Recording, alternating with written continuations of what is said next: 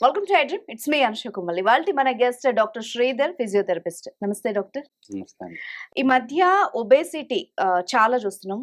Particular గా ladies లో కొంచెం ఎక్కువగానే ఉంది. WHO రిపోర్ట్స్ అవి మనం రీసెంట్ గా చూసాం. అయితే ఒబేసిటీ తగ్గడానికి వ్యాయామం చేయాలి. బట్ ఫర్దర్ గా ఎలాంటి బాడీ పెయిన్స్ కానీ యూజువల్ గా మనం చూస్తుంటాం, మోకాళ్ళ నొప్పులు, నడు నొప్పి ఏదో ఒకటి వస్తూ ఉంటాయి. సో అవేమీ రాకుండా ఒక ఫిజియోథెరపిస్ట్ గా ఎలాంటి ఇష్యూస్ రాకుండా మంచి వ్యాయామ పద్ధతులు ఏమన్నా ఉంటాయో చెప్పగలరా? డెఫినెట్‌గా అండి. సో యాక్చువల్‌గా ఈ ఒబెసిటీ అనేది యాక్చువల్‌గా వెరీ హాట్ టాపిక్ అయిపోయిందండి ఇప్పుడు.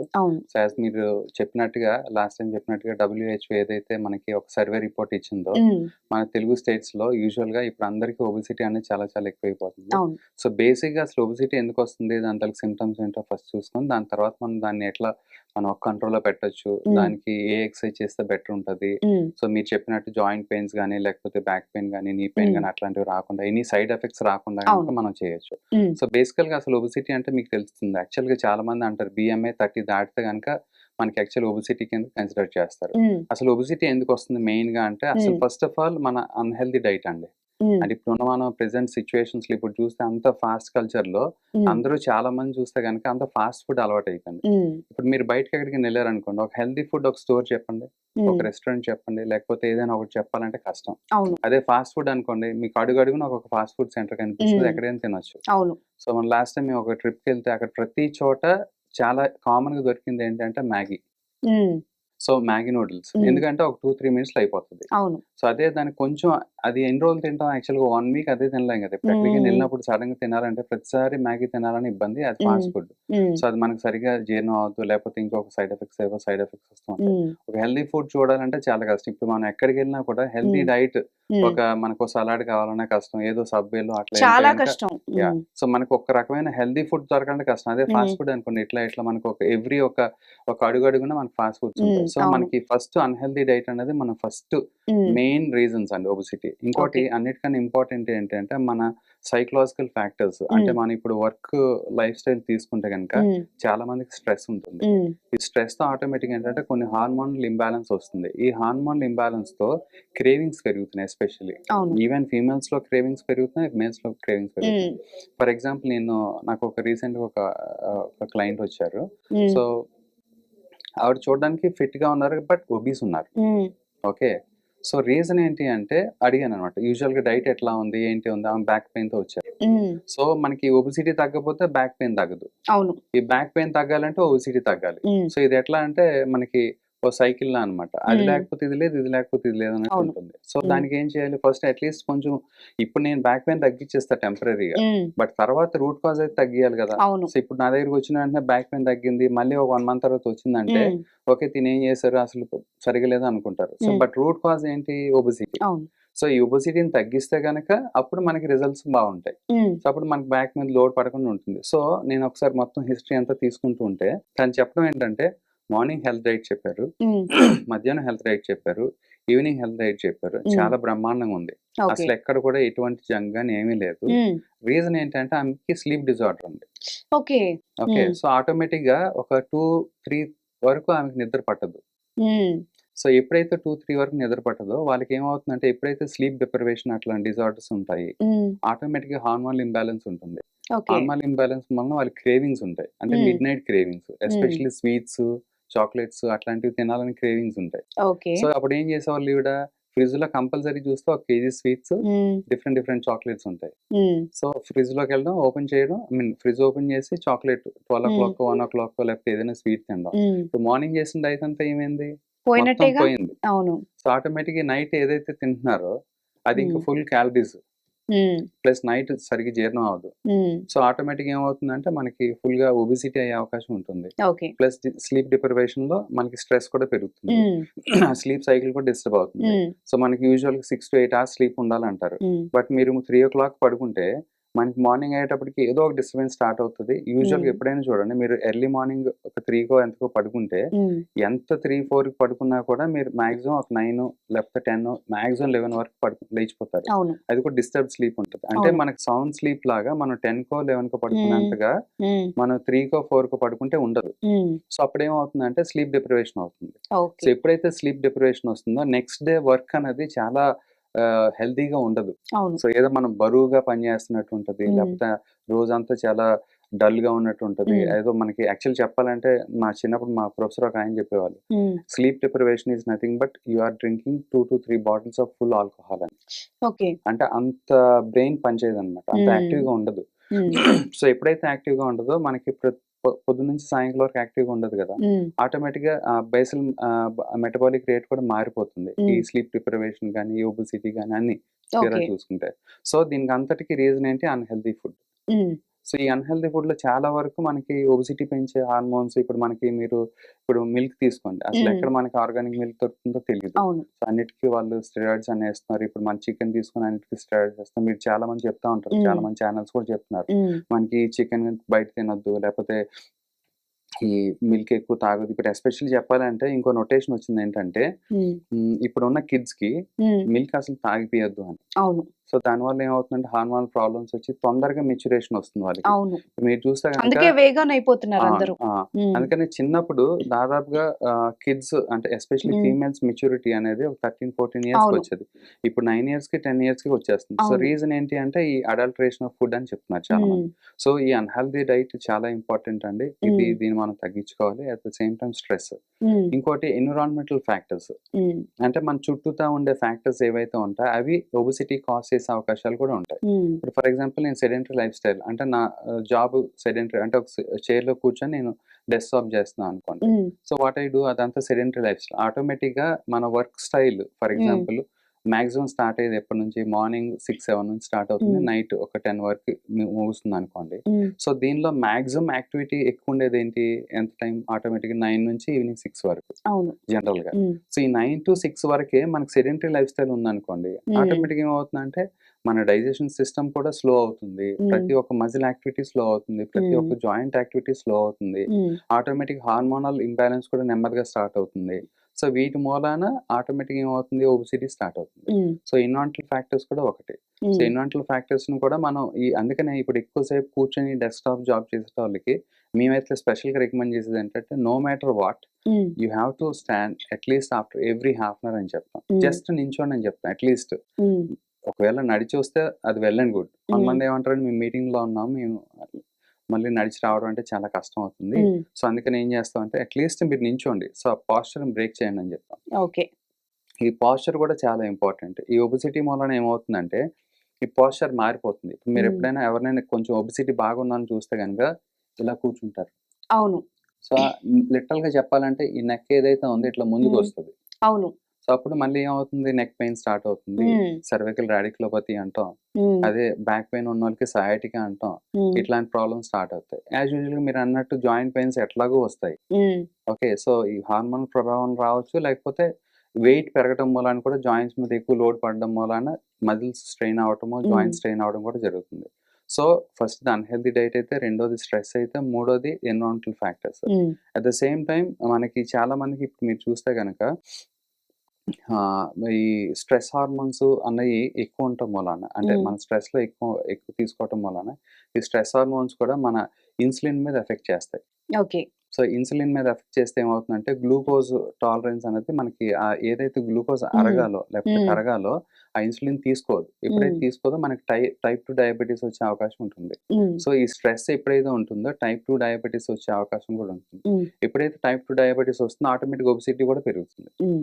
సో, ఇది కూడా వన్ ఆఫ్ ది రీజన్స్. హ్మ్. సో, అందుకనే మనకి unhealthy diet, environmental factors, stress and plus at the same time sedentary life style హ్మ్. ఇవన్నీ చూసుకోవడం వలన ఈ ఒబెసిటీ పెరుగుతుందండి. అవును. సో, ఇవన్నీ మనం అరికట్టుకుంటే హ్మ్. దాదాపుగా ఒబెసిటీని తగ్గించొచ్చు. ఓకే. సో, ఇప్పుడు మనం సిమ్టమ్స్‌కెళ్తే గనుక ఒబెసిటీతో మనకి చాలా మంది అంటారు ఒబెసిటీలో సిమ్టమ్స్ ఏముంటాయా అని. హ్మ్. సో, బట్ అవును. ఒబెసిటీలో సిమ్టమ్స్ డెఫినిట్‌గా ఉంటాయండి. హ్మ్. ఫస్ట్ ఆఫ్ ఆల్ మనం ఏదైనా వర్క్ చేస్తా ఉంటే ఫెటీగ్ వచ్చేస్తది. ఏదో ఆయాస హుహు. పడుతున్నట్టు ఉంటాం. హ్మ్. బ్రెత్‌లెస్‌నెస్, ఆయాస పడతా ఉంటాం. ఇంకోటి చాలా లెథార్జీగా ఉంటది బాడీ. ఇప్పుడు ఏదైనా పని చేయాలనుకోండి హ్మ్. అంత యాక్టివ్‌గా ఉండదు. ఇంతకుముందు ఒక 20-30 కేజీస్ తక్కువ ఉన్నప్పుడు ముందు కంపేర్ చేస్తే ఇప్పుడు ఒక 20-30 కిలోస్ పెరిగామనుకోండి. BMI 30 క్రాస్ అయితే గనక ఆ యాక్టివ్‌నెస్ ఉండదు. ఒకటి. ఓకే. రెండోది ఏమవుతుందంటే బ్రెత్‌లెస్‌నెస్, ఫెటిగ్‌లా వస్తూ ఉంటుంది. ఇంకోటి జాయింట్ పెయిన్స్ అని వస్తా ఉంటాయి. ఊరికూరికనే ఇన్‌ఫ్లమేటరీ చేంజెస్ కూడా వస్తా ఉంటాయి. సో, ఇన్‌ఫ్లమేటరీ చేంజెస్ ఎందుకు వస్తాయంటే మనకి ఎప్పుడైతే ఒబెసిటీ పెరుగుతుందో మన బాడీలో కొన్ని ఫ్యాట్ సెల్స్ ఉంటాయి కదా, ఎడిపోస్ టిష్యూ అట్లాంటివి. ఆ ఊరకనే ఇన్‌ఫ్లమేటరీ రెస్పాన్స్ చేసే పదార్థాన్ని వదులుతా ఉంటది బాడీలో. ఓకే. సో, అందుకని ప్రతిసారి కొంతమంది మీరు ఎప్పుడైనా చూస్తే గనక ఒబెసిటీ ఎక్కువ ఉన్న వాళ్ళకి జాయింట్ పెయిన్స్ ఎక్కువ రావడం, మజిల్ పెయిన్స్ ఎక్కువ రావడం చూస్తా ఉంటారు, గమనిస్తూ ఉంటారు. రీజన్ ఏంటంటే ఈ ఫ్యాట్ సెల్స్ ఏవైతే ఎక్స్‌ట్రాగా లేయర్డ్ ఉంటాయో అవి ఏం చేస్తాయంటే కొన్ని ఇన్‌ఫ్లమేటరీ పదార్థాలను వదులుతా ఉంటాయి. అప్పుడు ఆటోమేటిక్‌గా ఏమవుతుంది, మజిల్ పెయినో లేకపోతే జాయింట్ పెయిన్ అట్లాంటి ఫ్రీక్వెంట్‌గా వచ్చే అవకాశం ఉంటుంది. సో, ఇట్లాగా మన సింప్టమ్స్ కూడా మనం తెలుసుకోవచ్చండి. అట్ ద సేమ్ టైమ్ ఏమవుతుందంటే కొంతమందికి ఒబెసిటీ మూలాన back pain, neck pain, joint pains కూడా వస్తూ ఉంటాయి. సో, ఈ విధంగా మనం చూసుకోవడం ఒకటి. Plus at the same time ఎప్పుడైతే ఒబెసిటీ పెరుగుతుందో కొంతమందికి బ్లాక్ లైన్స్ చూస్తా ఉంటారు వెనక, నెక్‌కి లైన్స్ అవన్నీ. అండ్ దెన్ సో, ఆ లైన్స్ ఏంటి అంటే హార్మోనల్ ఇంబాలెన్స్ ఉన్నట్టు లెక్క. సో, ఇన్సులిన్, టైప్ 2 డయాబెటిస్ వచ్చేది కూడా లెక్క. సో, వీళ్ళకి ఎప్పుడైతే టైప్ 2 డయాబెటిస్ వస్తుందో ఫ్రీక్వెంట్ యూరినేషన్ అట్లాంటివి కూడా ఉంటాయి కదా, అదొకటి. ఇంకోటి ఒబెసిటీలో ఏంటి అంటే ఎక్కువ ఫ్రీక్వెంట్‌గా తింటా ఉంటారు. అంటే నో మ్యాటర్ వాట్ వాళ్ళకి, అంటే ఇప్పుడు మనకి ఫర్ ఎగ్జాంపుల్ ఇప్పుడు నార్మల్ పర్సన్ ఉన్నారనుకోండి. కొంత ఆహారం తింటే మనకు ఒక సెటైటీ వచ్చేస్తది. అమ్మ చాలా అనిపిస్తది. వాళ్ళకి ఏంటంటే ఆ సెటైటీ లెవెల్స్ సరిగ్గా ఉండవు. అంటే హెపజార్డ్‌గా ఉంటాయి. ఇప్పుడు వాళ్ళు ఎంత తిన్నా దే కెనాట్ జడ్జ్. అర్థమైందండి. ఇప్పుడు మనం ఒక కప్ ఆఫ్ రైస్ తీసుకుంటే నాకు ఫుల్ అయిపోతుందని నేను అనుకుంటే, బట్ వాళ్ళు ఎంత తిన్నా కూడా వాళ్ళకి అర్థం కాదు. సో, ఆ జడ్జ్‌మెంట్ అనేది వాళ్ళకుండదు. సో, ఇది కూడా one of the major reasons. అంటే మనం ఎక్కువ ఇంటేక్ ఆఫ్ ఫుడ్ తీసుకుంటున్నాం. అది కార్బ్స్ కావచ్చు, ప్రోటీన్ కావచ్చు, ఏదైనా కావచ్చు. సో, కార్బ్స్ తీసుకుంటే ఏమవుద్ది, ఆటోమేటిక్‌గా మళ్ళీ ఒబెసిటీ పెరుగుతుంది. ప్రోటీన్ అంటే పర్వాలేదు అట్‌లీస్ట్. సో, అది కొంచెం డైజెస్ట్ అవ్వడానికి టైం పడుతది కాబట్టి కొంచెం తక్కువ కంటెంట్ తీసుకున్నాం. అదే కార్బ్స్ అనుకోండి మనం ఎక్కువ తినేస్తాం.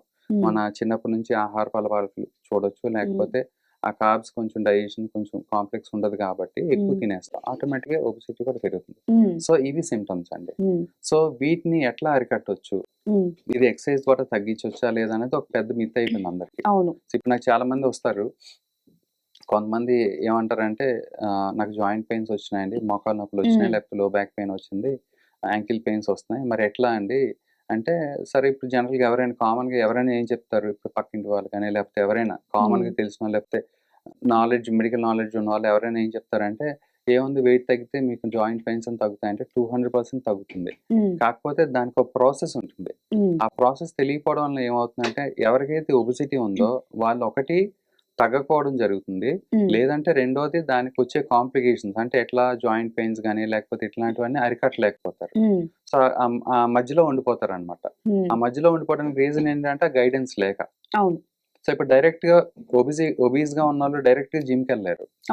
సో, ఏమవుతుంది, జిమ్‌లో ఎళ్తే గనక మీరు చూస్తే గనక ఆల్రెడీ ఎంతో కొంత జాయింట్ పెయిన్సో లేకపోతే ఏదో ఉంటే మళ్ళీ గనక పెయిన్స్ ఎక్కువవుతాయి. అది మధ్యలో ఆపేసే అవకాశం అవకాశం కూడా ఉంటుంది. ఉంటుంది. ఎగ్జాక్ట్‌లీ. సో, మళ్ళీ ఏం చేస్తారు, మళ్ళీ going back to sedentary life style. So, ఒకటి సెడెంటరీ లైఫ్ స్టైల్ ఒకటే వచ్చేస్తుంది. ఇంకోటి పెయిన్స్ ఉన్నాయని ఇంకా స్ట్రెస్ పెరుగుతా ఉంటది. ఈ స్ట్రెస్ పెరగడం వల్ల ఇంకా ఫుడ్ హ్యాబిట్స్ అన్ని మారిపోతాయి. అండ్ ఫుడ్ డైట్ గాని అవన్నీ మనం ఎంత తీసుకున్నా కూడా అది సరిగ్గా తీసుకోలేరు. సో, ఆటోమేటిక్‌గా ఈ ఫుడ్ క్రేవింగ్స్ నేను చెప్పినట్టు అవి కూడా పెరిగిపోతాయి. సో, అందుకని ఇది ఒక రకమైన ఎక్స్‌ట్రా యాడింగ్ స్ట్రెస్. నేను చేద్దాం అనుకుంటా కానీ నా బాడీ సహకరించదు. సో, దానికి మనం ప్రాపర్ గైడెన్స్ కావాలి. దీనికి మేమేం చేస్తామంటే యూజువల్‌గా ఎవరికైనా బ్యాక్ పెయిన్ గాని లేకపోతే జాయింట్ పెయిన్స్, నీ పెయిన్స్ గాని, యాంకిల్ పెయిన్స్ వస్తే గనక ఫస్ట్ ఆఫ్ ఆల్ మీకు ఎక్కడ లాక్యునాస్ ఉన్నాయి అంటే మనకి ఎక్కడ ప్రాబ్లమ్స్ ఉన్నాయి ఐడెంటిఫై చేసి వాటిని ఫస్ట్ పెయిన్ లేకుండా చేస్తాం. ఆ పెయిన్ లేకుండా చేసే దానిలో మెయిన్‌గా ఏంటంటే ఫస్ట్ పెయిన్ ఉందనుకోండి, పెయిన్ మేనేజ్‌మెంట్ చేస్తాం. దాని తర్వాత యూజువల్‌గా ఒబెసిటీలో ఏమవుతుందంటే మజిల్ స్ట్రెంగ్త్ తగ్గుతుంది. బేసల్ మెటబాలిక్ రేట్ తగ్గిపోతుంది. ఎప్పుడైతే మజిల్ స్ట్రెంగ్త్ తగ్గిపోతుందో వాళ్ళకి ఆస్టియోపోరోసిస్ కూడా వస్తుంది. సో, ఇవన్నీ ప్రాబ్లమ్స్ ఒక్కొక్కటి చైన్ లాంటి లింక్‌లా అన్నమాట. సో, ఎప్పుడైతే ఇప్పుడు మీరు చాలా మంది యంగ్ జనరేషన్స్ చూస్తే అరౌండ్ లైక్ 25-30 ఇయర్స్ చూస్తే ఇప్పుడు నేను చాలా మంది చూస్తున్నాను ఆస్టియోపోరోసిస్ అనేది వచ్చేస్తుంది. ఆస్టియోపోరోసిస్ అనేది యూజువల్‌గా మనం ప్రీవియస్‌గా చూస్తే గనక ఒక 50 ఇయర్స్‌కో, 60 ఇయర్స్‌కో వచ్చేది. ఇప్పుడు ఏంటి వీళ్ళకి చిన్న దెబ్బకు కూడా విరిగే ప్రమాదం ఎక్కువగా ఉండి డెఫినెట్ గా ఉంటుంది. భయానికి కూడా వెళ్ళరు, వెళ్ళరు. వ్యాయామం చేయరు. అది పెద్దవాళ్ళు. ఉమ్, బట్ ఇప్పుడు యంగ్ జనరేషన్ లో కూడా ఆస్టియోపోరోసిస్ వచ్చేస్తుంది. ఉమ్, ఎందుకంటే బికాస్ ఆఫ్ ఒబిసిటీ. ఓకే. ఈ ఒబిసిటీ వల్ల ఏమవుతుంది, మజిల్ స్ట్రెంత్ తగ్గుతుంది. ఎప్పుడైతే ఉమ్, మజిల్ స్ట్రెంత్ తగ్గుతుందో ఆటోమేటిక్ గా ఆస్టియోపోరోసిస్ ఉమ్, పెరుగుతుంది. సో మనకి తెలియకుండానే ఏదో ఒక టెస్టో ఏదో ఒకటి చేసుకుంటూ ఉంటే ఆస్టియోపీనియా, ఆస్టియోపోరోసిస్ వస్తుంది. ఉమ్, సో మళ్ళీ దానికి మళ్ళీ ఒక స్ట్రెస్. అరే అవును. మళ్ళీ దీనికి ఆస్టియోపోరోసిస్ వచ్చేసింది, లేకపోతే ఆస్టియోపీనియా వచ్చేసింది. మళ్ళీ దీన్ని ఎట్లా తగ్గించాలి, లేకపోతే ఎట్లా మనం క్రమబద్ధీకరించాలి అదొక డౌట్. ఉమ్, సో మళ్ళీ అదేం చేయాలో తెలియదు. ఉమ్, సో అందుకని వీటన్నిటికీ బేసిక్ ప్రాసెస్ ఒకటేనండి. ఉమ్, ఫస్ట్ పెయిన్ మేనేజ్మెంట్ తగ్గించుకోవటం, ఓకే. దాని తర్వాత మజిల్ స్ట్రెంత్ పెంచామనుకోండి, ఉమ్, ఆటోమేటిక్గా ఏమవుతుందంటే ఆ జాయింట్ కొంచెం లోడ్ తీసుకునే కెపాసిటీ పెరుగుతుంది. ఉమ్, ఇప్పుడు మీరు ఏదైనా నడవాలన్నా ఏదైనా ఉమ్, చేయాలన్నా ఇప్పుడు నార్మల్ పర్సన్ తీసుకుంటే కనుక ఏదైనా యాక్టివిటీ తీసుకుంటే, ఉమ్, ఎస్పెషల్లీ కొంతమంది నన్ను అడుగుతారు, నేను స్టెప్స్ ఎక్కొచ్చా, లేకపోతే స్టైర్ క్లైంబింగ్ చేయొచ్చా, లేకపోతే ఏమైనా ఒకవేళ జాగింగ్ చేయొచ్చా, వాకింగ్ చేయొచ్చా అని అట్లా అడుగుతూ ఉంటారు. ఉమ్, సో నార్మల్ వెయిట్ బిఎంఐ ఎక్కువ లేకుండా చూస్తే కనుక, నార్మల్ కరెక్ట్గా బిఎంఐ ఉంటే కనుక ఉమ్, నడిస్తే కనుక ఒక 1 to 2 times of body weight పడుతుందండి మన ఉమ్, బాడీ మీద. ఉమ్, అంటే నీస్ మీద అనుకోండి ఫర్ ఎగ్జాంపుల్. అదే మెట్లు ఎక్కినప్పుడు తక్కువ పడుతుంది, 3 to 4 ఓకే. times పడుతుంది. ఉమ్, దిగేటప్పుడు 4 to 5 times పడుతుంది. ఉమ్, సో దిగేటప్పుడు ఎందుకు పడుతుంది అంటే మన బాడీ వెయిట్ ప్లస్ గ్రావిటీ ఉమ్, రెండు యాడ్ అవుతాయి కాబట్టి దిగేటప్పుడు ఇంకా ఎక్కువ లోడ్ పడుతుంది నీ మీద. ఉమ్, బట్ మనకి ఎక్కేటప్పుడు ఆయాసం వస్తుంది కాబట్టి మనం ఏమనుకుంటాం అంటే ఇది చాలా కష్టం అనుకుంటాం. ఉమ్, బట్ వెయిట్ ప్రకారంగా జాయింట్స్ మీద లోడ్ చూసుకుంటే కనుక దిగేటప్పుడే ఎక్కువ ఉంటుంది. ఉమ్, సో ఇది చాలా మందికి తెలియదు, అవగాహన ఉండదు. అవును. సో ఇప్పుడు వాకింగ్ అప్పుడు ఏమవుతుంది, 1 to 2 times of body weight పెరుగుతుంది. ఉమ్, సో ఇప్పుడు అదే ఒబిసిటీ ఉన్న వాళ్ళకి ఏమవుతుంది, దాదాపుగా ఒక 2-3 times ఎక్స్ట్రా పడుతుంది. ఉమ్, అంటే నార్మల్ వాకింగ్ కూడా వాళ్ళకి కష్టమే. ఉమ్, అది నార్మల్ వాకింగ్ చేసినా జాయింట్ పెయిన్స్ ఎక్కువ అవుతాయి. ఉమ్, అది వాళ్ళకి తెలియదు. ఉమ్, సరే నేను నార్మల్ వాకింగ్ ఏదో చేశాను, దీనికే మళ్ళీ నొప్పి ఎక్కువ అయిపోయింది అని చెప్పి మళ్ళీ ఇంటికి వచ్చేస్తారు. అవును. అప్పుడు మళ్ళీ ఏమవుతుంది, మళ్ళీ సెడెంటరీ లైఫ్ స్టార్ట్ అవును. అవుతుంది. సో అందుకని మేము ఏం చేస్తాం అంటే స్ట్రెంథనింగ్ ఇవన్నీ చేసి ఆ ఉమ్, జాయింట్కి మంచి స్టెబిలిటీ ఇచ్చిన తర్వాత, first of all me body మీద ఏది యాక్సెప్ట్ చేస్తుంది. ఉమ్, అంటే కొంతమందికి స్విమ్మింగ్ అలవాటు ఉండొచ్చు, ఉమ్, కొంతమందికి సైక్లింగ్ అలవాటు ఉండొచ్చు, కొంతమందికి వాకింగ్ అలవాటు ఉండొచ్చు. Um, and at the same time what is your mind is liking, um, అంటే మీకు ఏది ఇష్టమో అది మీరు పిక్ చేసుకోండి. ఉమ్, అప్పుడు ఏమవుతుందంటే ఎప్పుడైతే మీకు ఏది ఇష్టమో అది చేస్తే you feel some rush in your hormones. Um, అప్పుడు పాజిటివ్ హార్మోన్స్ రిలీజ్ అయ్యి ఎండార్ఫిన్స్ అట్లాంటివి, అప్పుడు మీకు ఇంకా బెటర్గా ఉంటుంది. అదే ఓకే. ఇప్పుడు నాకు నచ్చని చేస్తే ఏమవుతుంది, నేను ఎంత చేసినా నాకు నచ్చదు. అవును. సో నెగిటివ్ హార్మోన్స్ రిలీజ్ ఉమ్, అవుతాయి. సో మీకు నచ్చేది ఫస్ట్ సెలెక్ట్ చేసుకోండి. ఇట్లా స్టాటిక్ సైకిల్, కూర్చుని తొక్కిన సైకిల్ కానీ, ఉమ్, లేకపోతే స్విమ్మింగ్ కానీ, లేకపోతే జస్ట్ వాకింగ్ కానీ అట్లాంటివి. సో వీటిలో నెమ్మదిగా స్ట్రెంథనింగ్ చేసాం కదా, ఆటోమేటిక్గా నెమ్మదిగా వీటిలో మనం ఇన్కల్కేట్ చేస్తామండి. ఉమ్, అప్పుడు ఫస్ట్ ఇనీషియల్గా మీరు ఒక 5 minutes చేయండి. ఉమ్, ఏమైనా ఇబ్బంది అవుతుందా, లేకపోతే జాయింట్ పెయిన్స్ పెరుగుతుందా, లేకపోతే ఆయాసం ఏమైనా వస్తుందా, ఇట్లాంటివి ఉమ్, చెక్ చేసుకుంటాం. చెక్ చేసుకున్న తర్వాత 5 minutes బెటర్గా ఉందనుకోండి, ఒక 3-4 days అదే సేమ్ 5 minutes కంటిన్యూ చేసి ఉమ్, దాని తర్వాత 10 minutes చేయమని చెప్తాం. ఓకే. సో మళ్ళీ అది ఒక 3-4 days చేసి మళ్ళీ 15 minutes చేయమని చెప్తాం. ఉమ్, సో మళ్ళీ అట్లాగా 15 to 20-30 minutes చేసుకోమని చెప్తాము. బట్ ఎప్పుడైతే హాఫ్ అన్ అవర్ రీచ్ అవుతుందో ఉమ్, 15 minutesకి బ్రేక్ ఇమ్మని చెప్తాం. ఓకే. మళ్ళీ మన మన మన బ్రెయిన్ అంతా ఎక్కడ ఉండాలి, జాయింట్స్ మీద లోడ్ ఉండాలి. ఉమ్, మనకి సడన్గా ఒకేసారి 1 monthలో వెయిట్ తగ్గిపోరు కదా. ఉమ్, సో ఎంతైనా సో అది నార్మల్ వెయిట్ వచ్చేంత వరకు ఎంత టైం పడుతుంది, దాదాపుగా ఏం లేదన్నా ఒక 4-5 నెలలు ఈజీగా పడుతుంది. ఉమ్, అట్లీస్ట్ కొంతమంది సంవత్సరాలు కూడా పట్టిన టైం కూడా ఉంది. ఉమ్, సో అందుకని మనం ఎప్పుడు కూడా మన అడ్వైజ్ ఇచ్చేటప్పుడు బాడీ వెయిట్ని దృష్టిలో పెట్టుకొని మనం కొంచెం కొంచెం పెంచుకుంటూ వెళ్ళాలి. అందుకని మేము ఏం చేస్తామంటే ఎవ్రీ 15 minutesకి బ్రేక్ ఇచ్చి కాసేపు కూర్చొని మళ్ళీ ఒక 15 minutes మీరు వాకింగ్ కానీ, జాగింగ్ కానీ, ఉమ్, నాట్ జాగింగ్, వాకింగ్ కానీ, స్విమ్మింగ్ కానీ, సైక్లింగ్ కానీ, స్టాటిక్ సైకిల్ కానీ ఏదైనా చేసుకోమని చెప్తాం. ఉమ్, సో ఆ విధంగా మనం జాయింట్స్ మీద లోడ్ లేకుండా, జాయింట్స్ మీద ఇన్ఫ్లమేషన్ లేకుండా, మళ్ళీ పెయిన్స్ రిక్రియేట్ చేయకుండా, ఉమ్, పెయిన్స్ ప్రివెంట్ చేస్తూ నెమ్మదిగా యాక్టివిటీలోకి స్టార్ట్ చేస్తాం. ఉమ్, సో దాని తర్వాత కొంచెం వెయిట్ బెటర్ అయిన తర్వాత అట్లీస్ట్ ఒక 25% or 30% వెయిట్ తగ్గిన తర్వాత జనరల్గా కొంచెం ఇంటెన్సిటీ ఆఫ్ ఎక్సర్సైజ్ పెంచుతాం. ఉమ్, ఎప్పుడైతే ఇంటెన్సిటీ ఆఫ్ ఎక్సర్సైజ్ పెంచుతాం ఆటోమేటిక్ క్యాలరీ బర్నింగ్ ఎక్కువ పెరుగుతుంది. ఎప్పుడైతే మజిల్ స్ట్రెంథనింగ్ పెరుగుతుందో ఆటోమేటిక్గా ఆస్టియోపీనియా కానీ, ఆస్టియోపోరోసిస్ కానీ తగ్గుతుంది. ఉమ్, సో వీటిలో ఎప్పుడైతే మనం స్ట్రెంథనింగ్ ఎక్సర్సైజ్ స్టార్ట్ చేస్తామో ఉమ్, బేసల్ మెటబాలిక్ రేట్ కూడా పెరుగుతుంది. ఉమ్, అంటే మనం కూర్చున్నా కూడా మన బాడీ మెటబాలిజం అనేది పెరుగుతుంది. ఉమ్, అది ఇంతకుముందు చాలా తక్కువ ఉంది వాళ్ళకి, ఎందుకు ఒబిసిటీ మూలాన. సో ఉమ్, ఎక్కువ పని చేయటం మూలాన ఆటోమేటిక్గా బేసల్ మెటబాలిక్ రేట్ తగ్గుతుంది. ఒబిసిటీ ఇప్పుడు ఎప్పుడైతే వెయిట్ తగ్గుతుందో ఆటోమేటిక్ బిఎంఆర్ కూడా పెరుగుతుంది. ఓకే. ఎప్పుడైతే బిఎంఆర్ పెరుగుతుందో క్యాలరీ బర్నింగ్ కూడా ఎక్కువ ఉంటుంది. ఉమ్, సో ఆటోమేటిక్గా మీరు రెస్ట్లో ఉన్నా కూడా క్యాలరీస్ బర్న్ అవుతూ ఉంటాయి కదా, దట్ విల్ హెల్ప్ అనమాట. So okay. అందుకనే స్ట్రెంథనింగ్ ఎక్సర్సైజ్ చాలా చాలా important. At the same time aerobic exercise కూడా ఇంక్లూడ్ చేస్తాం. అంటే బోత్ అంటే strengthening exercise important. Okay. At the same time aerobic exercise కూడా ఇంపార్టెంట్. ఏరోబిక్ ఎక్సర్సైజ్ ఏంటి అంటే మెయిన్‌గా క్యాలరీస్ బర్నింగ్ మీద ఉంటది. బట్ ఎప్పుడైతే స్ట్రెంథెనింగ్ వదిలేసామో ఆటోమేటిక్‌గా మజిల్ స్ట్రెంత్ మీద కాన్సంట్రేట్ చేయకపోతే ఒత్తి క్యాలరీ బర్న్ అయ్యి మనకి ఆస్టియోపోరోసిస్ ఏదైతే ఉందో దాన్ని మనం అడ్రెస్ చేయకుండా అయిపోతుంది. ఓకే. సో అందుకనే స్ట్రెంథెనింగ్ కూడా యాడ్ చేసుకుంటే మనం ఆస్టియోపోరోసిస్‌ని అడ్రెస్ చేయొచ్చు. At the same time muscle strengthening చేయొచ్చు. అట్ ద సేమ్ టైమ్ మనకి జాయింట్ స్టెబిలిటీ అన్ని పెరుగుతాయి. Plus at the same time aerobic చేస్తే క్యాలరీస్ కూడా బర్న్ అవుతాయి. సో ఈ 2 కంబైన్ చేసి ఫ్యూజన్ చేస్తే మనకి బెటర్ రిజల్ట్స్ ఉంటాయి. అట్ ద సేమ్ టైమ్ అల్టిమేట్‌గా నేను చెప్పినట్టు last time unhealthy food diet అన్నా కదా! దాన్ని కూడా మనం ప్రాపర్ డైట్ తీసుకోమని చెప్తాము. ఆ డైట్ తీసుకోమని చెప్పిన తర్వాత వాళ్ళు దే కెన్ ఎవరినైనా న్యూట్రిషనిస్ట్ గాని లేకపోతే ఎవరైనా వాళ్ళని అప్రోచ్ అయితే గనుక వాళ్ళు ప్రాపర్ డైట్ ఇస్తే this will add up for decreasing more obesity అన్నమాట. సో ఈ విధంగా మనం అన్ని మా తరపు నుంచి ఇట్లాంటి హెల్ప్ ఉంటుందండి. Okay doctor. ఇప్పుడు మీరు చెప్పినట్టుగా ఏదో ఒకటి చేసేయడం కాకుండా ఒక ప్రాపర్ గైడెన్స్ ఇప్పుడు మీరు ప్రాసెస్. చెప్పినట్టుగా యాహ్! ప్రాసెస్‌లో వెళ్తే బెటర్ రిజల్ట్స్ ఉంటాయి. అవును. Thank you very much. Thank you అండి.